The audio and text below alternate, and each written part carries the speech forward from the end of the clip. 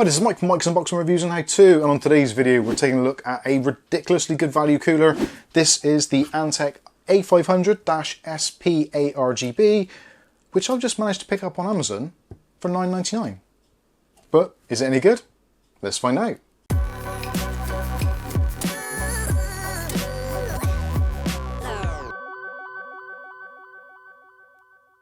Okay, so in complete transparency, I actually paid £16 for this, which I know it isn't the end of the world, but it was originally $15.99. We did post the deal actually on our Discord and also in the community tab. Unfortunately, this particular one has a little bit of damage to the fins on the side here, so I have tried to bend them out a little bit, but it doesn't look particularly good, so I will be sending this one back after I've done the testing, and I will just be replacing it with another one, which fantastically, as of today's recording date, they've actually reduced the price to $9.99 from $15.99, which I think for a 120mm 4 heat pipe tower cooler with addressable RGB, PWM control and all that kind of good stuff, it is ridiculously good value for money. And if you're at the moment stuck with your maybe Intel or AMD stock cooler, this is going to give you at least double-digit reductions in temperatures, all that kind of good stuff. Anyway, I'm going to stop rabbiting on. Let's take a look at the packaging, see what it's all about. We'll go through what is actually included in the kit. Going to be putting it into our test system, which is our usual Ryzen 9 3900X, which probably is a little bit much for this particular cooler. It is rated at 150 watts, so that particular system can get up to around about 145 watts of usage under Cinebench loads, that kind of thing. But I think it's going to be interesting to see how far we can actually push this little 10 quid beauty. So let's take a look at the packaging first of all. So as you can see, this is the Antec A50. There's actually 3 different versions of this, as you can probably tell from the front of the packaging there. So there is the SP version, which is the static pressure version. There's also the SP RGB, which is the addressable RGB version, which is what we'll be reviewing today. And also there is the OP version. So the OP version is basically a slightly quieter fan. Literally it's only 1 decibel difference. So the OP version has a 27 decibel fan, whereas the other 2, the SP versions, are both 28 decibels in their total noise rating. 28 decibels is actually less than the ambient noise in this room, so I doubt that. I guess it is going to be pretty quiet. We'll find out obviously a little bit later on in the video, so stay tuned for that. On the sides and also on the back of the box, it goes through the different specifications for the individual models. So there's the OP, there is also the SP RGB, and also there is the SP version. So again, as you can see, they are pretty much essentially the same. The fan speeds, I believe, yep, just checking, they are all rated from 800 to 2200 RPMs. I'd imagine it's going to go down lower than 800. When we run it through the system, we'll see what the lowest recorded RPMs are, and we'll update that a little bit later on in the video. Airflow, looking at 61.5 CFM as a bare minimum for the OP version. The static pressure versions are a little bit higher, around about 62, 63 CFM, so that's absolutely fine. PWM fan, measurements wise, you've got the usual deal. So we are looking at around about 158 millimeters in height for this particular unit, including the heat pipes at the top. So most cases these days will support somewhere around about 160 mil, but obviously, as I always say, do check with your case manufacturer first, just to ensure that this will fit. But realistically, this is pretty much the same as most of the other coolers 120 on the market. So things like the Freezer 35, the Evo 212, all those kinds of things. So you should be absolutely fine. So let's take a look and see what we actually get in the box. So first of all, obviously you're going to get your instruction manual, which seems pretty straightforward. This is a pretty simple thing to do, and actually they've bagged up all the individual components very nicely, so you shouldn't need to refer to that too much. So in terms of the actual mounting hardware, so there is a bag for the AMD. So this is going to support all of your AMD sockets. There is adjustment on there, so anything from AM2 all the way up to AM4 and also AM5. When that comes out, this will also do FM1, FM2 and all that kind of stuff, so yeah, no problems there.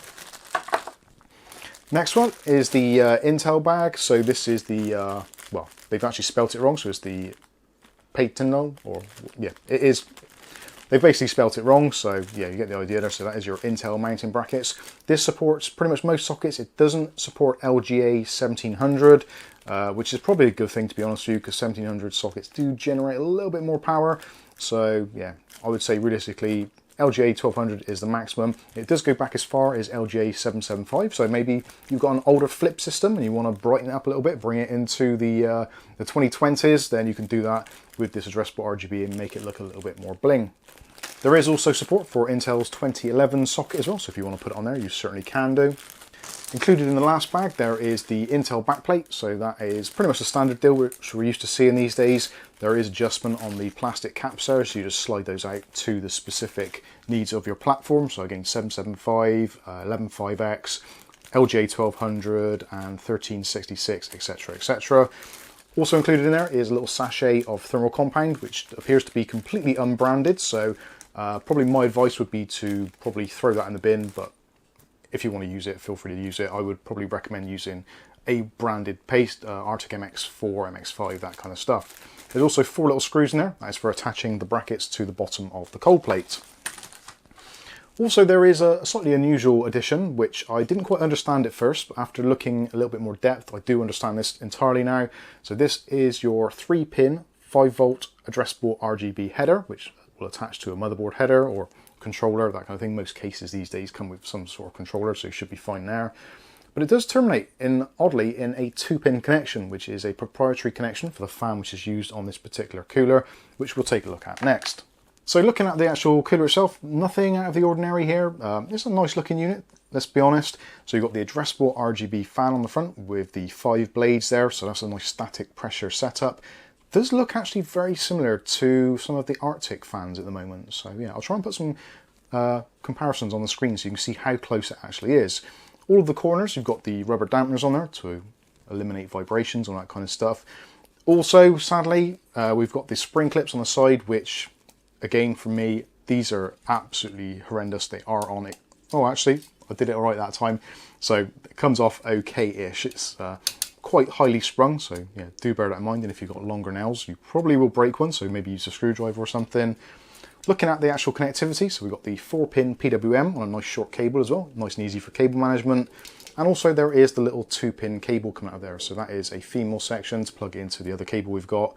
Now, something which is actually quite unusual about this, which I actually really like, not only obviously because it's super cheap, but also how the addressable RGB works. So if, like I said, you've got an older flip system, like an old LGA 775 or an older Intel system or AMD system, which just simply doesn't support addressable RGB, you're not left out. So if you don't connect this cable up, it actually defaults to unicorn puke mode, which you're probably seeing from some B-roll I filmed a little bit earlier on. I think that's a really good addition, so you don't need any other hardware, any other controllers or anything. It's all literally built into the fan itself, which I think is a really cool thing to do. Obviously, if you do want to control it and have it synchronized with the rest of your system, you can use that addressable RGB cable with your system, with your software, etc, and have the whole thing coordinated, which, yeah, I think that's great. It covers all bases straight out of the box with no faff. Unfortunately, taken out of the box was a little bit of faff because, like I said, we do have some damage there to the heatsink fins, which I have straightened out a little bit. Like I said, I'm going to return this and just get another one anyway and see what that comes through, to see what the quality control is like. Maybe it's the same thing. Maybe that's why they're selling them off cheap. Hopefully that there's a load of them damaged in production and they're just selling them off cheap. I honestly don't know, but we'll find out when the next one comes through. On the top, you've got the Antec logo stamped in there, and obviously you can see the top of the heat pipes exposing the copper there. On the bottom, you've got a nicely finished cold plate actually. Remove the label before you install it, and actually I would suggest the adhesive on here is actually quite sticky, and there was some residue on there. You're probably again seeing that from some B-roll I did a little bit earlier. Fortunately, good friend of the channel, Dave Aitken, brought around some isopropyl alcohol for me, so I did give it a little dab and wiped it off, and actually did come up a lot shinier, although I am now getting fingerprints on it. But yeah, definitely worth doing that. I would actually suggest, if you're buying a CPU cooler, if you have, get some alcohol, isopropyl alcohol. We'll put some links in the video description. Just give these a wipe over. It does actually improve the kind of the thermal capacity, because obviously if there's grease or adhesive which is in between your thermal paste and the cold plate, it is going to affect temperature slightly, but definitely worth giving them a clean. You've got 4 mounting points there, so as you can see, 4 screw holes there. So all we do is put the brackets on the top, screw down through, and they're all mounted nicely. So yeah, overall it looks pretty decent. It's quite compact and it is symmetrical. So you can put it on either way, whichever way you choose. So if you want to, for some reason, reverse your airflow, you certainly can do. I'm just a little bit gutted that it was a little bit damaged. These fins are very fragile, so do be careful with those. Would have been nice to as well to have seen another set of brackets in there, or clips, just so if you wanted to, you could hook up a push-pull configuration. I guess because of the relatively lower TDP of this, 150 watts, they're probably thinking, well, we don't want to encourage people to put too much load on it because it might not be able to handle it. Although, having said that, the actual cold plate there is quite a lot of a fin stack on there as well, which will definitely aid the cooling there. So yeah, I'm actually really genuinely looking forward to seeing how well this actually does. And speaking of which, that is what we're going to do next. Okay, so we've done our testing and we've done the installation. The installation was a little bit traumatic, I'll be completely honest with you. No thanks to the instructions from Antec. Thanks guys, much appreciated. The AMD instructions are basically wrong. I'm not entirely sure what is going on with this cooler, if I'm completely honest with you. It's getting no exposure on YouTube or basically anywhere. There's a few random sites which have got it listed, but very few indeed. Amazon are selling it for some ridiculous price. Antec themselves don't even have it on their website at the moment, whether or not they're not going to, or I just don't know what is going on. So if you're struggling to find this cooler where you live, yeah, welcome to my world. It is very difficult to find any information or research other than the documentation in here and what is on Amazon, which you're more than welcome to check out from the affiliated links in the video description. That's if it is still available. It could be it's so new that it's not updated on their website yet. That could be it, or it could be, well, I don't know. If you know, let me know in the comment section below. I'd be very, very interested to hear it. Anyway, so when it comes to installation for AMD on either the AM2 Plus, anywhere up to AM5, it does say in the instruction manual, very, very small, I must hasten to add, that the brackets go underneath. But if you look at the actual mounting brackets themselves, which you're probably seeing from some B-roll from earlier, you can clearly see there is a kind of like a chamfered or kind of sunken section, which the screw is designed to kind of fit into, which kind of keeps it located. So you need to actually put the brackets over the top of the arm, which sticks out from the cold plate, and then screw the two screws down through. So obviously removing the fan to do so, and you use the standard AM4 or AMD backplate, depending on your platform. When it comes to Intel, I guess it's a very similar sort of thing. I don't have an Intel platform here currently to be able to test on, but if you've done it yourself, please do comment below and let the other viewers know. I'm imagining most people are going to use this on AM4. AM4 does seem to be the rather dominant platform as of the last few years, so that is the information I'm giving you.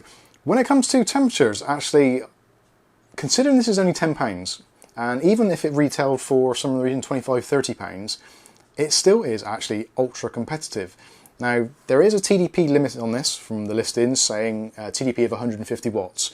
Now, doing the testing today, our Ryzen 9 3900 processor was just slightly shy of 146 watts in the package power, and it's done surprisingly well. Now, the ambient temperature in the room, as recorded when I was doing the testing, was 29 degrees Celsius. So for us in the UK, this is kind of abnormal and it is a little bit of a heat wave, so obviously do minus off that from the figures you're seeing. You get an idea of how well this actually performs, considering how cheap it is. So with that in mind, let's take a look at the temperatures. So let's start first of all with our MUB fan curve. So this is 20% at 20 degrees, 60% at 60 degrees, and when we get to 70 degrees Celsius, we ramp up to 100% fan speed. We also will be doing 100% as well after, but let's take a look at the MUB, which is the PWM, which is the kind of the more sensible solution for most people. So with that, we've got a lowest recorded temperature of 42 degrees Celsius, and the highest recorded temperature was 76.8 degrees Celsius, which is pretty much what you'd expect to see if it wasn't for the fact we're in a heat wave. So it has done actually really well, and actually just touching the fan assembly, the heatsink and all that kind of stuff, it did actually feel relatively hot to the touch, which means it's doing a particularly good job of thermal dissipation. So the heat is actually getting away from the heat pipes and that cold plate and escaping into the fins, which is what you want a cooler to actually do. So yeah, that was excellent. Next up, we did the 100% fan speed. So obviously you are going to be expecting a reduction in temperatures, but with that you do get an increase in noise, although not a great deal actually. Let me show you what it actually sounds like with the various fan speeds. So I think I've recorded it with it basically idling and also with it 100%, although from my footage it's almost impossible to tell. So let's take a listen to that first of all.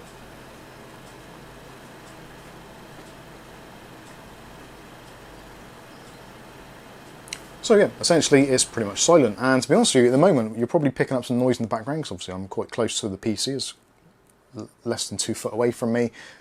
Pretty much all of the noise that you're hearing at the moment in the background is from that MSI graphics card, the little GTX 1650.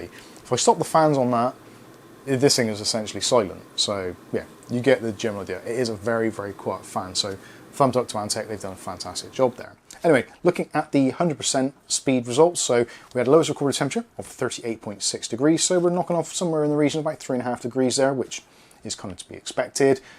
Where it actually got quite interesting is in the highest recorded temperature. So highest recorded temperature, this is after running Cinebench R23 for 5-minute loop. Normally most coolers will soak up the temperatures by that time, and it did equalise and dip up and down. But the highest temperature we got was 75.9 degrees. So kind of like less than 1 degree difference between the kind of mud curve and the 100% thing. So you don't have to run it at 100% to get the best out of it. And it is kind of almost within margin of error. It could be down to fluctuations in the room temperature. That is a possibility. So yeah, I think it's done particularly well.